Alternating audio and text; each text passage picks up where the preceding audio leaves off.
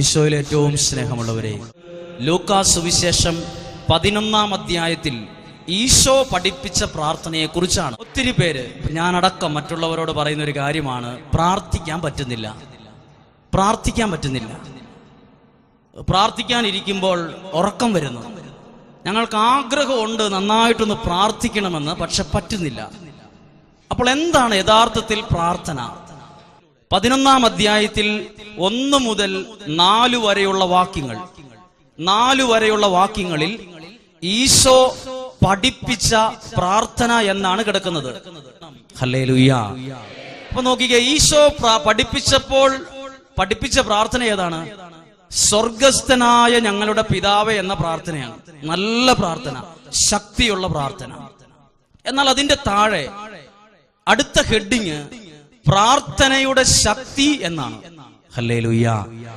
ഈശോ ആദ്യം പ്രാർത്ഥിക്കാൻ പഠിപ്പിച്ചു, ശിഷ്യന്മാര് പ്രാർത്ഥിക്കാൻ പഠിച്ചു. നമുക്കും പ്രാർത്ഥിക്കാൻ അറിയാം, നമ്മൾ ദിവസവും പ്രാർത്ഥിക്കുന്നവരാണ്. പക്ഷെ എന്തുകൊണ്ടാണ് നമ്മുടെ പ്രാർത്ഥനയ്ക്ക് ശക്തിയില്ലാത്തത്?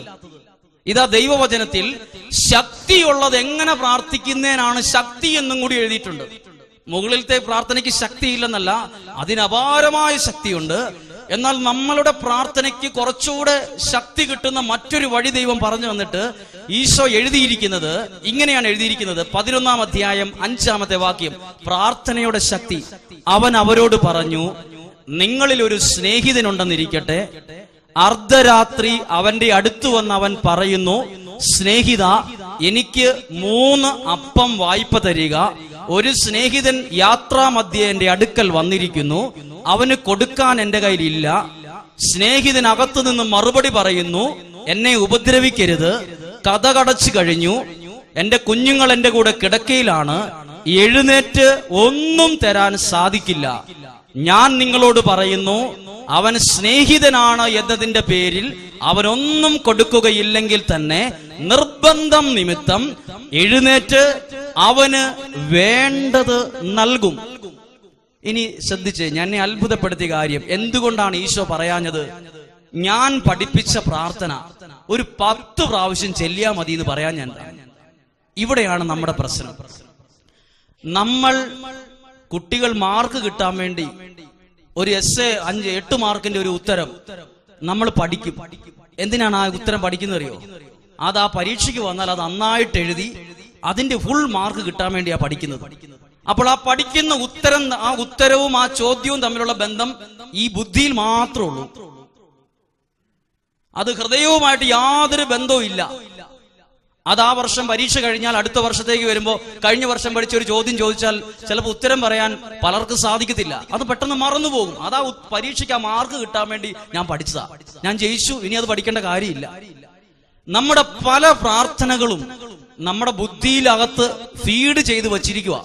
നമ്മളതൊരു കമ്പ്യൂട്ടറിനെ പോലെ അല്ല, നമ്മളൊരു റോബോട്ടിനെ പോലെ നമ്മളൊരു കാര്യത്തിന് അത് 10 പ്രാവശ്യം 20 പ്രാവശ്യം 30 പ്രാവശ്യം 50 പ്രാവശ്യം ചൊല്ലിക്കൊണ്ടിരിക്കുക.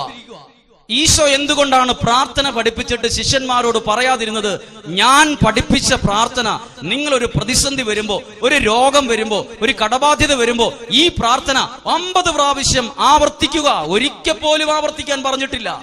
ഈശോ പ്രാർത്ഥിക്കാൻ പഠിപ്പിച്ചതിന് ശേഷം അതിന്റെ താഴെ ഞാൻ പഠിപ്പിച്ച പ്രാർത്ഥന 100 പ്രാവശ്യം ചെല്ല്, ഇത് പറഞ്ഞിട്ടില്ല. അങ്ങനെ ചെല്ലാൻ പറയാത്തതിന്റെ ഒരു കാരണം ഞാൻ മനസ്സിലാക്കുന്നു. അങ്ങനെ ഈ സ്വർഗസ്ഥനായ പിതാവ് എന്ന പ്രാർത്ഥന നമ്മൾ കുറച്ച് പ്രാവശ്യം ചെല്ലുമ്പോൾ നമുക്കത് കാണാപ്പാടമാകും. പിന്നെ നമ്മൾ ഏതെങ്കിലും ഒരു കാര്യത്തിന് നമ്മൾ ചുമ്മാ വായ അനക്കിക്കൊണ്ടിരുന്നാൽ മതി. ഇത് ഓട്ടോമാറ്റിക് ആയിട്ട് നമ്മുടെ ബുദ്ധി അവിടെ വേണ്ട, നമ്മുടെ മനസ്സും വേണ്ട, ശരീരം മാത്രം അവിടെ ഇരുന്ന് കൊടുത്താൽ മതി. നമ്മളിങ്ങനെ പൊക്കോളും. പാളത്തിലൂടെ ഒന്ന് ട്രെയിൻ പോലെ സ്റ്റാർട്ട് ചെയ്ത് വിട്ട് അങ്ങ് പൊക്കോളും. അതുപോലെ നമ്മൾ നമുക്ക് അറിയത്തില്ല നമ്മൾ പ്രാർത്ഥിക്കുന്ന എന്നാന്ന്.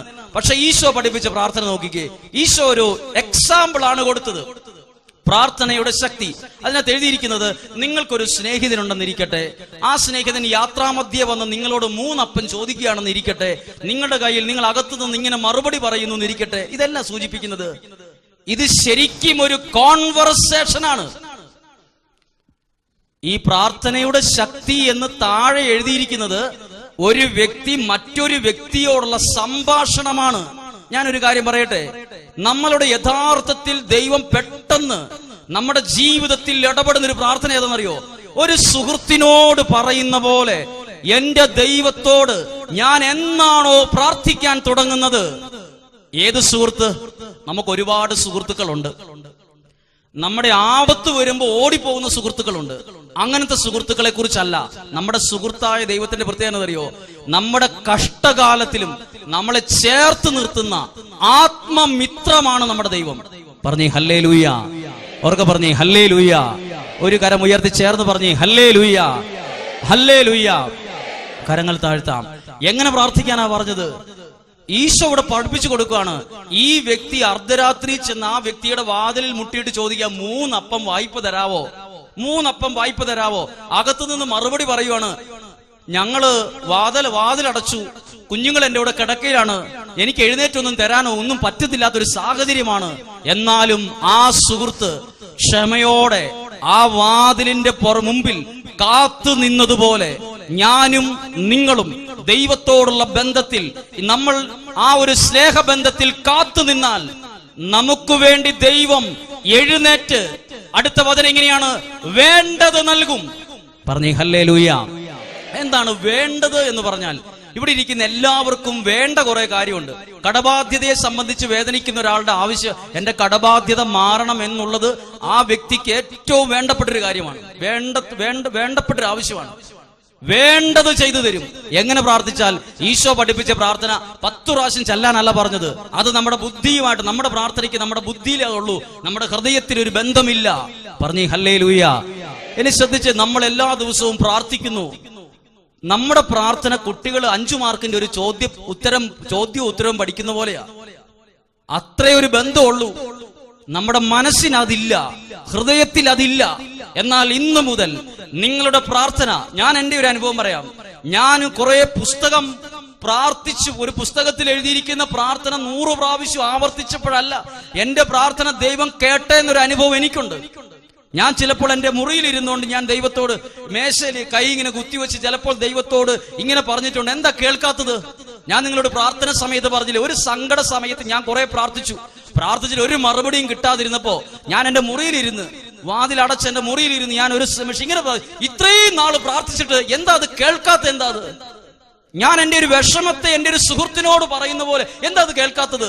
ആ ചോദിച്ച സമയത്ത് അതൊരു 10 ദിവസത്തിനുള്ളിൽ ദൈവത്തിന്റെ പ്രവൃത്തി അവിടെ സംഭവിച്ചു.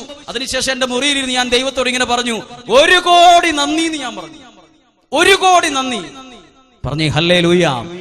അതുകൊണ്ട് പറയാം, ഈശോ ഇന്ന് നിങ്ങൾ ഭവനത്തിൽ പോയി വായിച്ചു നോക്കണം. ലൂക്കാസ് സുവിശേഷം 11-ാം അധ്യായം 1 മുതൽ 10 വരെയുള്ള വാക്യങ്ങൾ. ഈശോ പ്രാർത്ഥിക്കാൻ പഠിപ്പിച്ചിട്ട് ശിഷ്യന്മാരോട് പറഞ്ഞില്ല, അതിങ്ങനെ ഒരു 50 പ്രാവശ്യം അങ്ങ് ചെല്ലണം കേട്ടോ.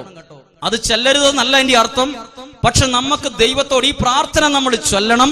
പക്ഷെ നമുക്ക് ദൈവത്തോട് ഹൃദയത്തിൽ ഒരു അടുപ്പം നേടിയെടുക്കണം. ഒരു സുഹൃത്ത്, ഒരു ആത്മമിത്രത്തോട് പറയുന്ന പോലെ എന്റെ സങ്കടങ്ങൾ ദൈവത്തോട് പറയാൻ തുടങ്ങിയാൽ ഈ അത്ഭുതം നിങ്ങളുടെ ജീവിതത്തിൽ നടക്കും.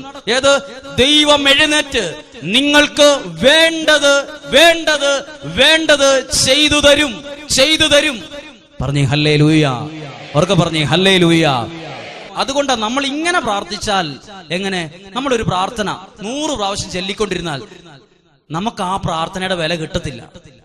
കാരണം നമ്മുടെ ബുദ്ധിയിൽ അതിങ്ങനെ ഓട്ടോമാറ്റിക് ആയിട്ട് നടന്നുകൊണ്ടിരിക്കും. അതിങ്ങനെ, അപ്പൊ നമ്മൾ ചിലപ്പോൾ ഉറക്കം തൂങ്ങിയിരിക്കും. നമ്മൾ ചിലപ്പോൾ വേറെ എന്തെങ്കിലും ഒരു ജോലിക്ക് ചെയ്യാൻ പോയിരിക്കും. പേരിന് വേണ്ടി 100 എണ്ണം ചെല്ലണമല്ലോ, അങ്ങനെ ചെല്ലുള്ളൂ. പക്ഷെ ഒരു സുഹൃത്തിനോട് പറയുന്ന ഒരു ബന്ധം നിങ്ങളുടെ ജീവിതത്തിൽ ദൈവത്തോടുണ്ടല്ലോ. ഒരിക്കലും ഒരു സുഹൃത്തിനോട് ഒരാൾ ഒരു കാര്യം ഷെയർ ചെയ്തുകൊണ്ടിരിക്കുമ്പോ തല കുനിച്ച് ഉറങ്ങാറില്ല. ഇതുപോലൊരു ബന്ധം നിങ്ങളുടെ വ്യക്തിപരമായ പ്രാർത്ഥനാ ജീവിതത്തിൽ ഉണ്ടാകണം. ആരും ഈ വിഷയം തെറ്റിദ്ധരിക്കരുത്. ഇന്നു മുതൽ എന്റെ കുടുംബത്തെ സന്ധ്യാപ്രാർത്ഥന ഞാൻ മാറ്റുകയാണ്. ഇതല്ല ഞാൻ പറയുന്നത്. ഇത് ഞാനും ദൈവവും തമ്മിലുള്ള ബന്ധത്തിൽ ഒരു നല്ല അടുപ്പം ദൈവത്തോട് എനിക്കുണ്ട്. എല്ലാം എന്റെ ദൈവത്തോട് പറയാനുള്ള സ്വാതന്ത്ര്യം, ഏത് അർദ്ധരാത്രിക്ക് എഴുന്നേറ്റിട്ടും എന്റെ ദൈവമേ എന്ന് വിളിക്കാനുള്ള ഒരു സ്വാതന്ത്ര്യമാണ് ഏറ്റവും വലിയ പ്രാർത്ഥന. പറഞ്ഞേ ഹല്ലേലൂയ, ഹല്ലേലൂയ. ഞാൻ വിശ്വസിക്കുകയാണ്, നമ്മൾ ഒരു പ്രാവശ്യം എന്റെ ദൈവമേ എന്ന് വിളിച്ചാൽ, ഒരു ദിവസത്തിൽ 1 പ്രാവശ്യമെങ്കിലും വിളിച്ചാൽ ആ വ്യക്തിയെയോ ആ കുടുംബത്തെയോ ദൈവം ഒരു കാലത്തും കൈവിടിയല്ല, ഒരു കാലത്തും. ഇനി നിങ്ങൾ ശ്രദ്ധിച്ചേ, ഈശോ പ്രാർത്ഥിക്കാൻ പഠിപ്പിച്ചിട്ട് അതിന്റെ താഴെ എഴുതിയിരിക്കുന്നത് ഒരാൾ അപ്പം ചോദിച്ച ഒരാളുടെ വീട്ടിൽ പോയി എന്നാ. അപ്പവും പ്രാർത്ഥനയും തമ്മിൽ എന്താ ബന്ധം? എന്തുകൊണ്ടാണ് അങ്ങനെ എഴുതിയിരിക്കുന്നത്?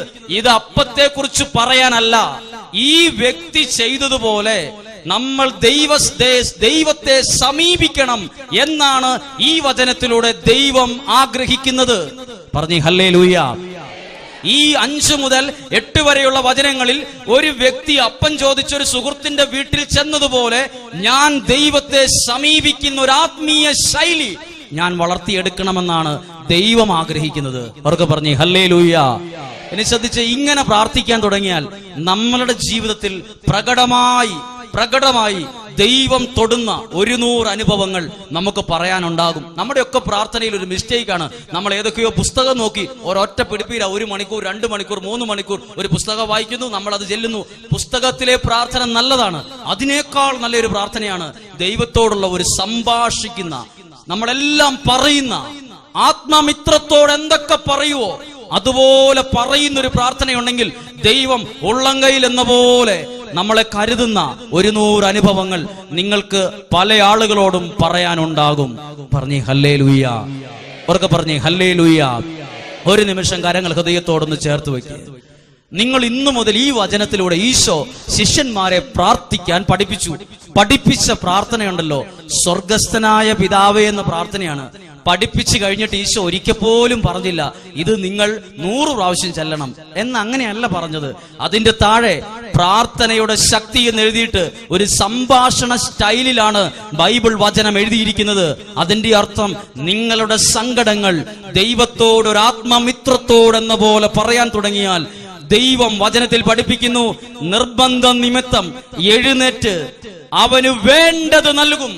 ഏതു സമയത്തും ഏത് അർദ്ധരാത്രിക്കും നമുക്ക് വേണ്ടത് നൽകുന്ന ദൈവം. ഇരുന്നുകൊണ്ട് തന്നെ കരങ്ങളൊന്ന് ഉയർത്തി കണ്ണുകൾ അടച്ച് ഈ ഒരു പ്രാർത്ഥനയിൽ നിങ്ങളുടെ വിശ്വാസത്തിന്റെ കണ്ണുകൾ കൊണ്ട് ആ ദൈവത്തെ ഒന്ന് കണ്ട് 1 നിമിഷം നിങ്ങൾ സ്തുതിച്ച്, നിങ്ങൾ സ്തുതിക്കുമ്പോൾ നിങ്ങൾ അധരം കൊണ്ട് മാത്രമല്ല, നിങ്ങളുടെ ഹൃദയത്തിന്റെ വേദനകൾ ഈ ഒരു സ്തുതിപ്പിലൂടെ സ്വർഗത്തിലെത്തണം. സ്വർഗം നിങ്ങളുടെ ജീവിതത്തിൽ ഇടപെടണം. നിങ്ങളുടെ സങ്കടങ്ങളിലേക്ക് ദൈവം ഇടപെടണം.